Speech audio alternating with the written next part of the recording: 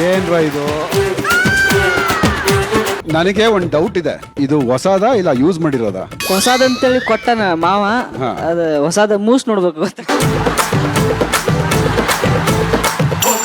ಇಲ್ಲ ಮೈ ತುಂಬಾ ಗೋಲ್ಡ್ ಹಾಕೊಂಡವ್ರೆ, ಇದರಲ್ಲಿ ಏನಾದ್ರು ಬಿಟ್ಟವ್ರ ನೋಡ್ಬೇಕು.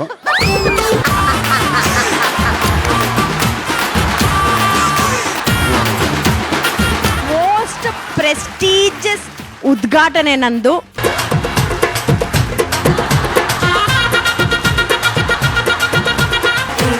ಏನ್ರ ಇದು?